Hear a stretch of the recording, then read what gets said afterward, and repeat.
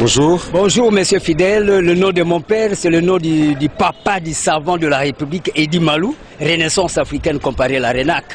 Vous vous appelez comment? Edi Malou, le premier savant de toute la République démocratique du Congo. Edi Malou. E-double-D-Y-M-A-L-O-U. C'est-à-dire, ça veut dire imposer la force vers l'ovanium.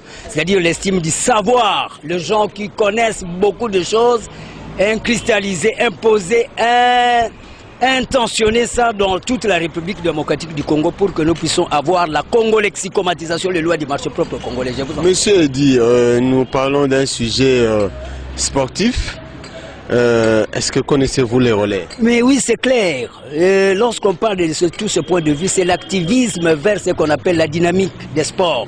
C'est-à-dire mettre un accent sur les revenus aussi à avoir. C'est un problème de TGO, théorie générale des organisations. Comment nous pouvons parvenir aussi à relever aussi les défis? Parce que par exemple, le Brésil, à part les végétariens, là, le végétalisme, nous avons cette même climatologie. Le Brésil aussi, c'est des... Oui, mais nous parlons du relais.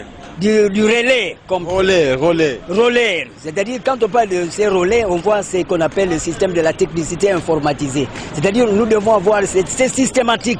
Les relais, c'est pas dans les sports, c'est pas une discipline sportive? Oui, ça fait allusion, parce que quand on parle des sports, on voit la nucléarité. C'est l'homme qui va vers la dynamique.